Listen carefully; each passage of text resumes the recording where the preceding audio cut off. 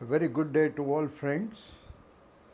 आज मैं आपके सामने आया हूँ रिस्पॉन्ड करने के लिए कि जो पीएससी ने परसों 2 दिन पहले 10+2 इकोनॉमिक्स के सिलेबस को रीडिफाइन किया है, रीस्ट्रक्चर किया है, रीसेटिंग की है।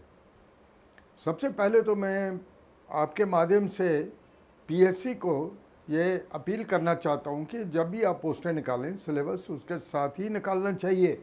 आज 4 महीने हो गए 10+2 इकोनॉमिक्स की पोस्ट निकले हुए, और जो बच्चे पढ़ रहे हैं या जो पढ़ा रहे हैं वो बच्चे तो पुराने सिलेबस को ध्यान में रख के पढ़ रहे हैं, पुराने सिलेबस को जिसमें 9 कंपोनेंट्स है, जिसको मैंने 4 दिन पहले आपके सामने आके मैंने बोला।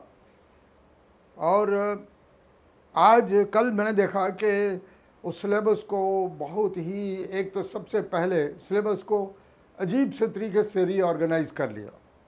मैं आपको ना कुछ 2-3 बातें कहूँगा। जैसे जब एमए इकोनॉमिक्स करते हैं आप, तो बच्चों को एक ऑप्शन दिया जाता है कि क्या आप एग्रीकल्चर इकोनॉमिक्स पढ़ोगे या इंडस्ट्रियल इकोनॉमिक्स पढ़ोगे। आप बताइए मुझे, इसमें से दोनों को इकट्ठा कर लिया, इसमें agriculture economics plus industrial economics कर दिया। मुझे बताइए, आपने एमए में अगर एग्रीकल्चर इकोनॉमिक्स पढ़ा तो इंडस्ट्रियल, क्योंकि वो ऑप्शनल था, एक ऑप्शन पढ़ा दूसरा ऑप्शन नहीं पढ़ा।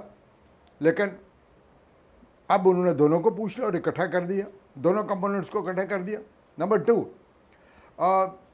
Environmental economics. ठीक है, मैं मानता हूँ कि आपने छोटी क्लासेस में वो एनवायरमेंटल स्टडीज़ आपके सिलेबस में होता है जो आप 11th-12th में या छोटी क्लासेस में पढ़ते हैं, बट वो सिलेबस नहीं है। ये जो एनवायरमेंटल इकोनॉमिक्स का सिलेबस है जो बड़ा हाईफाई सिलेबस है। ठीक है, मैं तो इसको पढ़ाऊँगा बिकॉज हमें तो ये पढ़ाना है, हमने आपसे वादा किया है। लेकिन इसमें जो इन्होंने ऐड किया इकोनोमेट्रिक्स एंड मैथमेटिकल इकोनॉमिक्स, मुझे बताइए कौन से 10+2 के सिलेबस में वो पढ़ाया जा रहा है। It's not being taught anywhere, it is not being taught even in our colleges.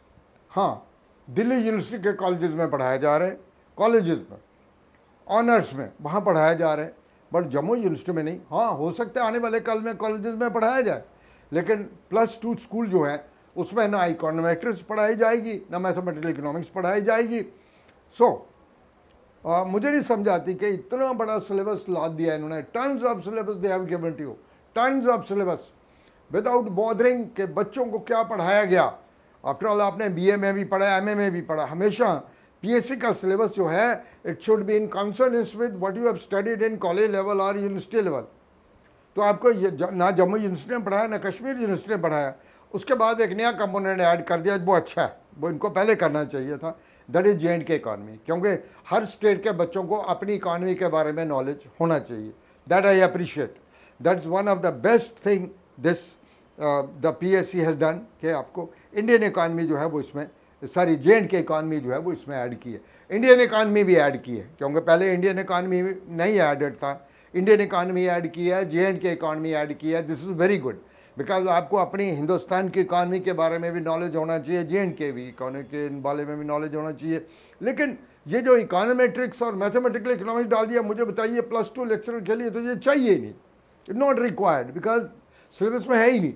हाँ, आने वाले काल में अगर के कोई सिलेबस को रिकास्ट कर रहे हैं, बट मुझे लगता नहीं कि पूरे इंडिया में 10+2 के सिलेबस में कहीं इकोनोमेट्रिक्स है या मैथमेटिकल इकोनॉमिक्स है। दूसरा, सिलेबस को जब रिकास्ट किया इन्होंने इस बार, जब परसों जो नया सिलेबस आया उसको बहुत ही डिटेल में चले गए हैं ये लोग।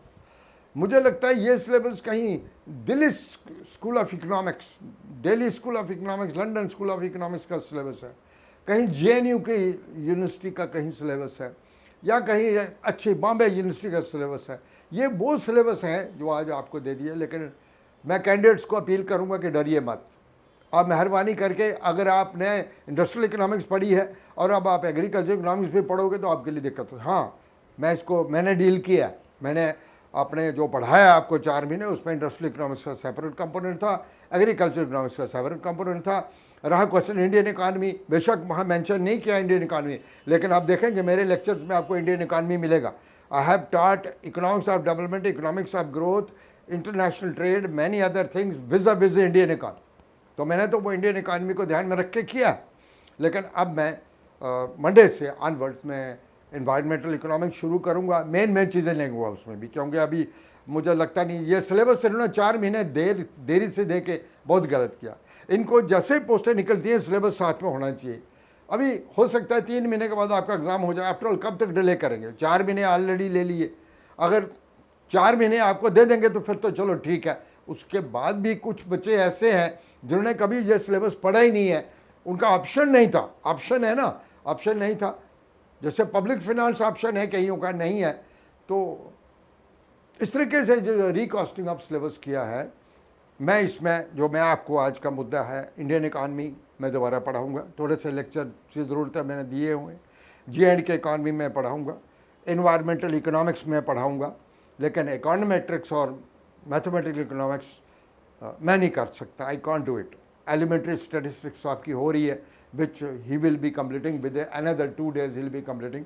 तो जो भी मैंने आज तक किया है, प्लीज़ आप मेरे वीडियोस देखें, जो मैंने पढ़ाया है उनको रखिए आगे नज़र, और आप ध्यान करिए। अगर आप सिलेबस देख के डर जाएंगे तो फिर आपका रिजल्ट ठीक नहीं होगा। डरिए मत, आप जो आपके पास है आप उतना ही पढ़िए और आगे बढ़िए। Thank you very much.